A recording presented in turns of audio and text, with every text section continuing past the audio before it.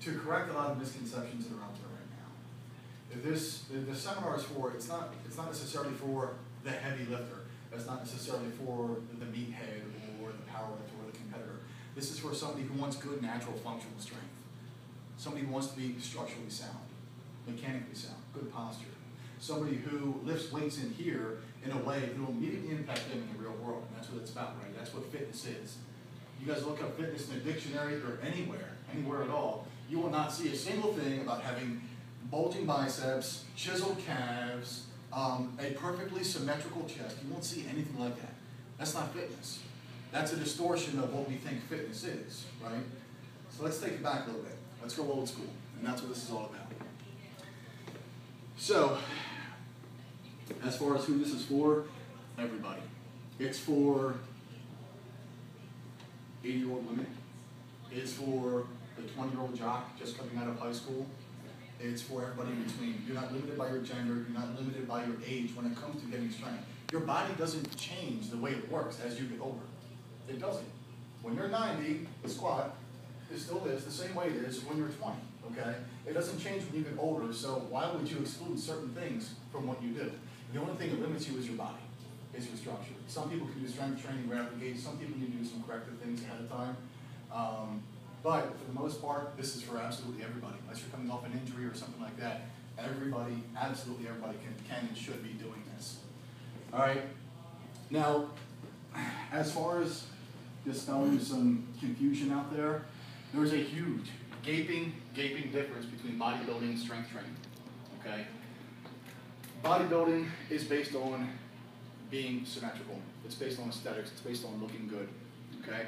Strength trainers, people that train in strength training, people that do strength and conditioning, they look that way as a result of their training. They don't train that way to look and to have that result. It's backwards. If you're training to have those bulging biceps, if you're training to have those chiseled calves and a symmetrical chest, God bless you, have fun. This is not for you.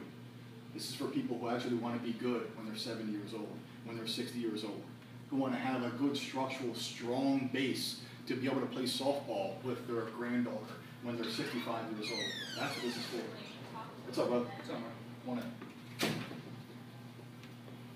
That's what this is for. But beyond anything else, it's to make sure that you're doing things not only impact you now, but they're going to impact you 20, 30 years from now.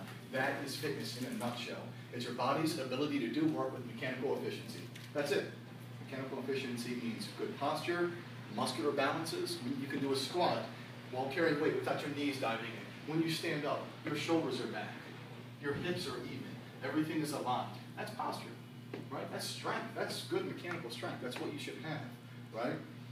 You see a lot of guys out there stacking weight, trying to get strong, and using big weight, and then you look at them when they're done, their shoulders are rolled over. Or they're doing squats. Coming down to here, coming back up, because they don't have the confidence, they don't have that structural strength to be able to go down all the way and come back up in the proper squat form, which we'll go over in great detail during my squat seminar, which will be 2 weeks from now. Okay?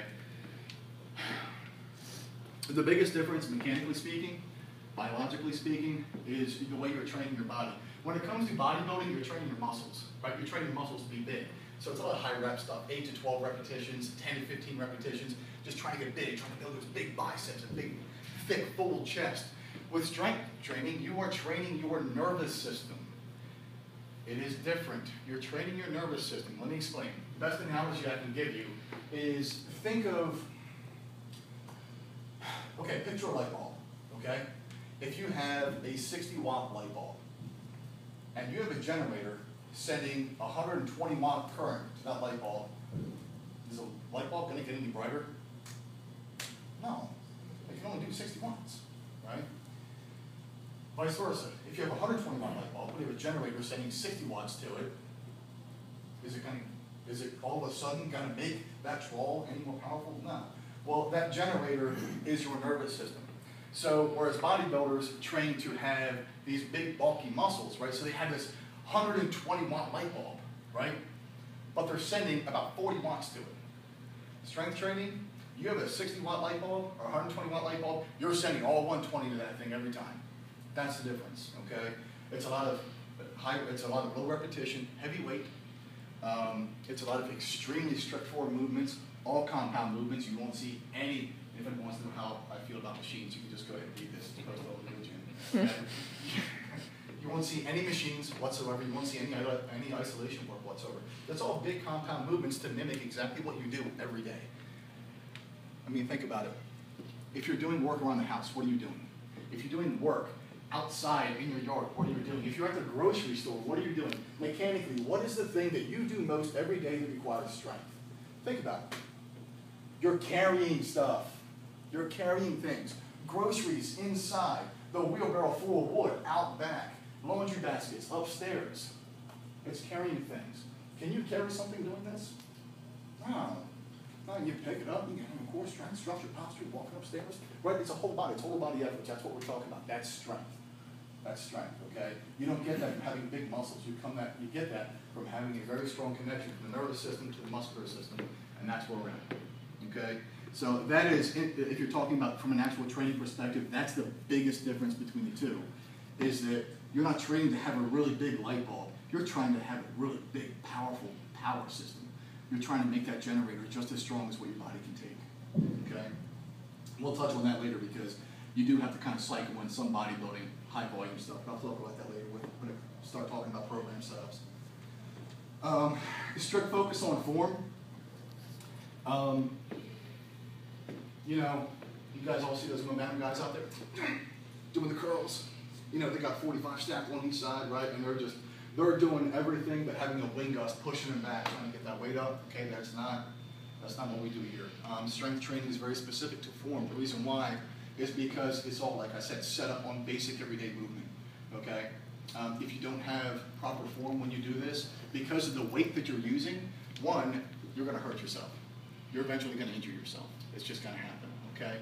Two, we're trying to develop you with mechanical efficiency. We're trying to get that good posture. We're trying to get your body set correctly.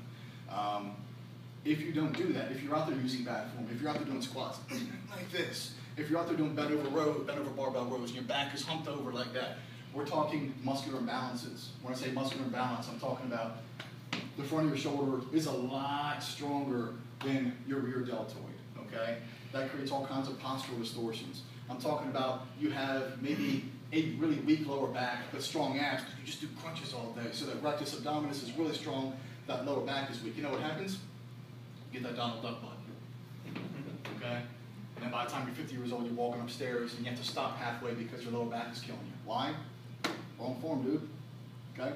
You used to be strong, now you can't even walk upstairs. Good job. There you go, all right? So, as opposed to bodybuilding, there is no gray area in form and strength training, not at all. It's strict stuff, okay? Bodybuilding, go and throw around weights. Strength training, there's a lot more science to it. With bodybuilding, I'm not bodybuilding. I have a lot of friends that were bodybuilders. I came up being trained around and with bodybuilders. So it's not that I'm knocking bodybuilding. It's just that when you get to a certain point in life, you start to realize, like I just turned 32, and you start to realize that eventually your aesthetics are going to fail you. They're going to fail you. No 60-year-old looks like they're 20, right? But you can kind of feel like it. You can still be able to move like that 20, maybe not quite as fast, but you can still have that flexibility. You can still have that structural mechanical stability. You can still have all that. So if you're going to be in here sweating your ass off, paying $35, $40 a month for a membership, if you're going to be in here spending time away from your family, taking time away from your job, when you're exhausted, breaking yourself down, forcing yourself, tricking your mind into come here and breaking your ass off every day when you're in here, man, you might as well be doing it in a way that is going to suit you when you need it the most. And that's when your body starts breaking down as you're older. Aesthetically, gravity's going to win. I hate to break it to you guys, gravity always wins. Time always wins. That's the one thing where you're constantly running out of.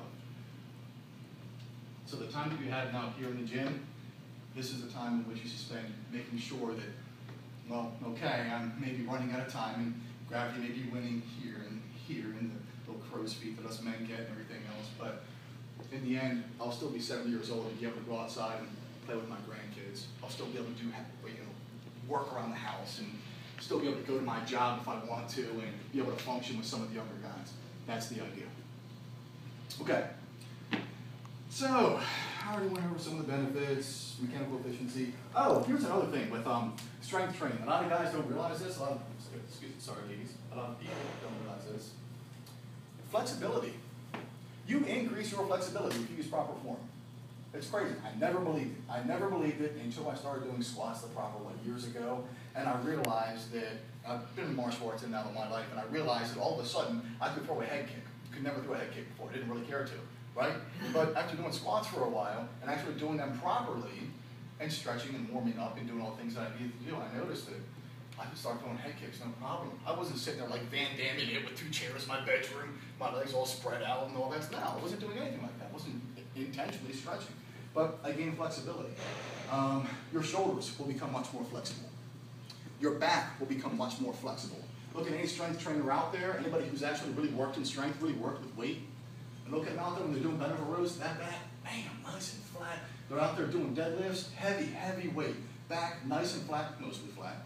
You know, their squats, same thing, nice and deep. They got all that good hip flexibility. That's huge. That is a huge part of just being in shape, is not only just having the muscle, not only having the structural ability to do things that you want to do, but having the flexibility to allow it. That's a huge part of it. A lot of people talking about strength training, and they always get a little surprised when one of the first things that I talk to them about is stretching. It's a huge part of it. And if this thing kicks off, after we get through the first like 4 seminars or so, that's probably, if we decide to continue this thing like a bi-weekly thing, that's probably the first thing we're going to start teaching, is stretching. How to keep your body nice and mobile as you're gaining all this strength.